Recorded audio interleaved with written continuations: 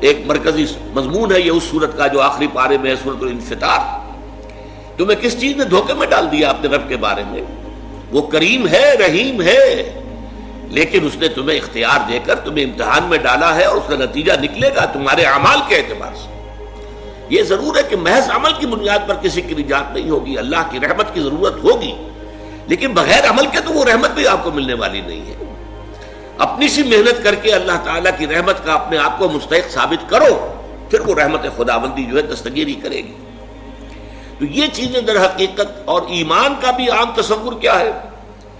وہ جو شہادت ہے، اشہد ان لا الہ الا اللہ واشہد ان محمد رسول اللہ، اسی کو ہم نے ایمان سمجھ لیا۔ حالانکہ یہ تو اقرار باللسان سے ہم مسلمان تو ہو گئے۔ قالت الاعراب آمنا قل لم تؤمنوا ولكن قولوا اسلمنا ولما يدخل الايمان في قلوبكم۔ یہ بدو کہہ رہے ہیں ہم ایمان لے آئے، نبی ان سے کہہ دیجئے تم ایمان ہرگز نہیں لائے ہو، بلکہ یوں کہو کہ ہم اسلام لے آئے ہیں، ہم نے اطاعت قبول کر لی ہے، اور ابھی ایمان تمہارے دلوں میں داخل نہیں ہوا۔ جب تک یہ ایمان دل میں نہ کھپ جائے وہ ایمان نہیں ہے، وہ کلمہ شہادت ہے، وربل اٹیسٹیشن ہے، وہ اسلام کا رکن ہے، ایمان کا نہیں ہے۔ ایمان کا رکن کیا ہے؟ ثم لم يرتابوا انما المؤمنون الذين آمنوا بالله ورسوله ثم لم يرتابوا۔ اصل مومن تو وہ ہیں جو اللہ پر، اس کے رسول پر ایمان لائیں، پھر شک میں ہرگز نہ پڑے، یقین کی کیفیت ہو جائے۔ پھر عمل صالح، جیسا کہ میں نے کہا قرآن مجید میں شاذ آپ کو بڑا تلاش کرنے کے مقام تلاش کرنا پڑے گا جہاں کہ ایمان کے ساتھ عمل صالح کی شرط موجود نہ ہو، وہ لازم و ملزوم کی طرح ہوتے ہیں۔ پھر یہ تواصی بالحق اور تواصی بالصبر ہے۔ تو یہ تمام چیزیں لازم ہیں، اور ان کے لزوم کو در حقیقت ذہن نشین کرنا، جیسا کہ میں نے عرض کیا کہ اس کی ہمارے اس منتخب نصاب کے درس کا مرکزی ہدف یہی، ٹارگٹ یہی کہ ہمارا جو تصور ہے فرائض دینی کا وہ بدل جائے۔ اب دیکھیں ان چاروں چیزوں کے اندر در حقیقت یہ چار چیزیں نہیں ہیں، بلکہ یہ ایک ہی سلسلے کی چار کڑیاں ہیں۔ ایک سے دوسری شے خود بخود برآمد ہوتی ہے۔ میں اس کو ایک بڑی سادہ سی مثال سے پہلے سمجھاؤں۔ دیکھیے دنیا میں کوئی معاملہ آپ کے سامنے آتا ہے، فرض کیجئے کہ کوئی جھگڑا ہے، کوئی تنازع ہے، کوئی قضیہ ہے۔ پہلا کام، اگر آپ واقعتاً شریف انسان ہیں، مضبوط سیرت و کردار کے مالک انسان ہیں، صاحب کردار انسان ہے، تو پہلا کام کیا ہوگا کہ آپ اصل حقیقت تلاش کریں امکانی حد تک کہ مسئلہ ہے کیا، کس کا حق ہے، کون برحق ہے، کون جو ہے اس کا حق ثابت ہوتا ہے۔ تو پہلے یہ ہے تفتیش، تحقیق کہ حقیقت معلوم ہو جائے۔ ثانیاً اب جو حقیقت آپ پر منکشف ہو، اب اسے قبول کرنا دل سے، اور اگر اس کا کوئی اثر آپ کی ذات پر بھی پڑتا ہو تو اس کو عملاً اختیار کرنا۔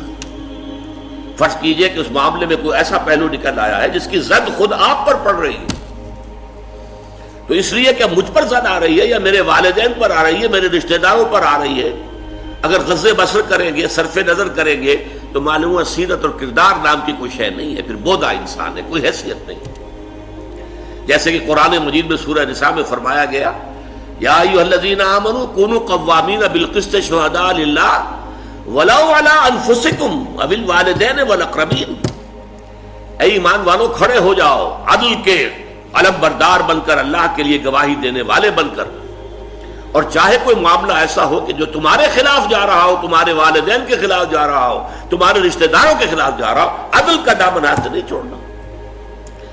اسی طرح فرض کیجئے کوئی فیصلہ جو ہے صحیح بات، اس سے آپ کے کسی دشمن کو فائدہ پہنچ رہا ہے، اب یہاں اس وجہ سے نہ رک جائیں۔ یا ایھا الذین آمنوا، یہ سورہ مائدہ میں ہے، کونوا قوامین للہ شہداء بالقسط ولا یجرمنکم شنآن قوم علی الا تعدلوا اعدلوا هو اقرب للتقوی۔ دیکھو کہیں ایسا نہ ہو کسی کی دشمنی تمہیں زیادہ عدل سے اور زیادہ حق سے منحرف کر دے، اس لیے کہ دشمن کو فائدہ پہنچ رہا ہے تو یہ بات میں کیسے کہہ دوں؟ نہیں، دشمن کو فائدہ پہنچ رہا ہو یا اپنے کو نقصان پہنچتا ہو، جو حق ہے اسے بیان کرنا ہے اور اسے قبول کرنا ہے، اگر واقعی سیرت و کردار کا حامل انسان ہے۔ تیسرے درجے میں یہ کہ اس کا واشگاف اعلان کرو، ڈنکے کی چوٹ اعلان کرو، اور چوتھے یہ کہ اگر اس میں کوئی ریزنٹمنٹ ہوتی ہے، کوئی فریق جو ہے آپ کے خلاف کوئی اقدام کرتا ہے، کوئی پروپیگنڈا کرتا ہے، کوئی آپ کے خلاف جو ہے کوئی اور ایسی تدبیر کرتا ہے جس سے نقصان پہنچ سکتا ہے، تو ڈر کر خاموش نہیں ہو جانا، بلکہ یہ کہ وہ سارے خطرات کو برداشت کرتے ہوئے مردانہ وار جو حق بات ہے اسے کہنا ضرور ہے، اور اگر اس میں کوئی تکلیف آ رہی ہے تو اس کو جھیلنا ہے۔ یہ خود بخود جو ہے، یہ 4 قدم جو ہے، اگر انسان صاحب کردار ہے، اگر اس میں واقعتاً سیرت اور کریکٹر نام کی کوئی شے، تو یہ خود بخود ہوگا کہ ہر شے کی حقیقت تلاش کرو۔ نمبر 2، اس کو قبول کرو، اور اس کا کوئی عملی تقاضا ہے تو اس کو پورا کرو، اس کا اعلان کرو ڈنکے کی چوٹ، اور اگر اس میں تم پر کوئی تکلیف آئے تو جھیلو۔ فَأُولَٰئِکَ يَدْخُلُونَ الْجَنَّةَ يُرْزَقُونَ فِيهَا بِغَيْرِ حِسَاب، تو وہ لوگ ہوں گے کہ جو جنت میں داخل کیے جائیں گے، اور وہاں انہیں جو کچھ ملے گا وہ کسی حساب کتاب سے ماوراء ہوگا۔ وہ 10 گنا 700 گنا اس کو چھوڑو، اس کا تو کوئی حساب کتاب ممکن ہی نہیں، تو ان کے لیے جنت میں۔ یہ میں بہت دفعہ واضح کر چکا ہوں کہ جنت کی نعمتوں کا جن کا ذکر قرآن میں ہے، یہ اصل میں جسے عربی میں کہتے ہیں نزل، یہ نزل ہے، وہ چیزیں جو ہم جانتے بھی ہیں کہ جو بھی وہاں کلما رزقوا منہا من ثمرۃ رزقا قالوا ھذا الذی رزقنا من قبل، آم دیا جائے، صحیح آم تو ہم کھاتے تھے، دنیا میں بھی کھاتے تھے، اس آم کی جو لذت ہوگی اس کا آپ تصور بھی نہیں کر سکتے دنیا کے آم میں، تو نعمتیں وہی ہوں گی، لیکن یہ نزل ہے۔ نزل کسے کہتے ہیں عربی زبان میں؟ نزیل کہتے ہیں، نزل ینزل، اترنا۔ جیسے ہی کوئی شخص آپ کے دروازے پر آیا اور کسی سواری سے اترا، گھوڑے پر چڑھتا آئے گا اس سے اترے گا، اونٹ پر سوار ہوا تھا اس کو بٹھا کر اترے گا، کار پر آیا کار سے اترے گا، نزیل ہے اب یہ۔ تو فوراً آپ پیش کرتے ہیں کوئی موسم کے مطابق، کوئی ٹھنڈا کوئی گرم، وہ تو بھاگ کر فوراً پیش کر دیں گے، اس کو کہتے ہیں نزل، جو کسی مہمان کی آمد کے فوراً بعد پیش کر دیا جائے۔ اب وہ آپ کے ہاں مقیم ہو گیا، اب وہ ضیف ہے، ضیف مہمان۔ یہ ضیافت جو ہونی ہے اہل جنت کی، یہ ان نعمتوں کے ذریعے ہوگی جس کا ہم تصور بھی نہیں کر سکتے۔ حدیث میں آیا ما لا عین رأت ولا اذن سمعت وما خطر علی قلب بشر۔ یہ ضیافت جو ہوگی وہاں بعد میں، وہ تو حقیقت کہا کہ وہ ایسی چیزیں ہیں جو نہ کسی آنکھ نے دیکھی، نہ کسی کان نے سنی، نہ کسی کے دل میں اس کا احساس و خیال تک وارد ہوا۔ تو قرآن مجید میں جب بھی آپ اس کو دیکھیں تو اب نزل کے اندر وہ کیا گیا ہے، اس کی بھی کیا اس کی توجیہ ہے عقلی۔ وہ ساری دنیاوی نعمتیں جن سے انسان نے اپنے آپ کو روکے رکھا، یا تو حلال اور حرام کی وجہ سے، یہ حرام ہے میں تو نہیں لے سکتا، میرا دل تو چاہتا ہے، حرام ہے، روکے رکھا اپنے آپ، یا ان نعمتوں سے اس لیے وہ لطف اندوز نہیں ہو سکا کہ وہ لگا ہوا ہے اللہ کے دین کی جد و جہد کے اندر۔ اچھا کھانا اچھا پہننا حرام نہیں ہے۔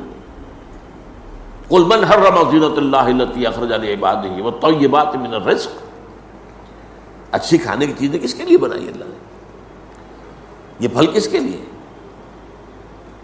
دنیا میں تو یہ اہل ایمان کے لیے تو ہے، کافروں کو بھی اللہ دے دیتا ہے، لیکن خالص ہو جائیں گی اہل ایمان کے لیے قیامت کے دن، پھر وہاں کافروں کا حصہ نہیں ہوگا۔ لیکن فرض کیجئے آپ تو لگے ہوئے ہیں انقلابی جد و جہد میں، آپ کا وقت لگ رہا ہے اللہ کے دین کو پھیلانے اور غالب کرنے کی جد و جہد میں، تو آپ دنیا تو زیادہ نہیں کما پائیں گے۔ جب دنیا زیادہ نہیں کما پائیں گے تو ان نعمتوں سے لطف اندوز نہیں ہو سکتے، کہاں آپ خرید کر کھا سکیں گے آپ؟ وہ تو 2 وقت کی روٹی مل جائے بہت غنیمت ہے۔ تو یا تو حلال اور حرام پر کاربند ہونے کی وجہ سے بندہ مومن ان نعمتوں سے محروم ہو گیا، یا یہ ہے کہ وہ اپنی جو توجہ ہے اور اپنا جو مصروفیت ہے وہ دین کے لیے لگا کر، اب ظاہر بات ہے اس کے پاس وقت نہیں ہے کہ زیادہ کمائے، تو اس کی وجہ سے محروم۔ اب اس کا منطقی طور پر بدلہ یہ ہونا چاہیے کہ وہ نعمتیں اسے آخرت میں بھرپور طریقے پر مل جائیں۔ دس از دی لاجک بیہائنڈ اٹ۔ تم دنیا میں ان نعمتوں سے محروم رہے تھے نا، تم نے حرام کمائی نہیں کی کہ آپ اس سے استفادہ کر سکتے۔ کون نہیں چاہتا کہ جب بھی شام کو گھر آئے اپنے بچوں کے لیے پھلوں کا ٹوکرا بھر کے لائے؟ کون نہیں چاہتا؟ لیکن نہیں، ایک شخص حلال کی کمائی کر رہا، کیسے دے دے، کیسے کھائے گا، کیسے کھلائے گا؟ تو اب یہ جو ہے، اسی لیے میں کہا کرتا، کچھ لوگ کہتے ہیں یہ کیا بات ہے، قرآن کرتا ہے یہ شراباً طہورا ہوگی، اور یہ شہد ہوگا، اور یہ دودھ ہوگا، اور یہ پھل ہوں گے، اور یہ باغات ہوں گے، اور یہ حوریں ہوں گی، اور یہ ان کے خدمتگار غلمان ہوں گے۔ یہ کیا چیز ہے؟ یہ بعض لوگ جو ہیں جن کے اوپر ذرا تصوف کا رنگ چڑھ جاتا ہے، وہ ہے اپنی جگہ پر۔ اگلا جو ہمارا حدیث کا درس ہے وہ تصوف کے موضوع پر ہے، اور وہ بھی حضور کی اہم ترین احادیث میں سے، یہ میں آج ہی آپ کو بتا رہا ہوں۔ لیکن جن پر یہ رنگ چڑھ جاتا ہے وہ پھر کہتے ہیں یہ کیا جی، یہ تو کچھ سمجھ میں نہیں آ رہی، سینشول جو یہ گریٹیفیکیشن کی چیزیں جنت میں بتائی جا رہی، یہ تو بڑی گھٹیا چیزیں ہیں۔ نہیں، میرا جواب یہ نہیں، ان چیزوں سے ایک بندہ مومن دنیا میں رکا رہا، محروم رہا، تو اس کا اصل منطقی طور پر اس کا بدلہ یہ ہونا چاہیے کہ وہ نعمتیں بھرپور ترین سطح پر اسے آخرت میں ملیں۔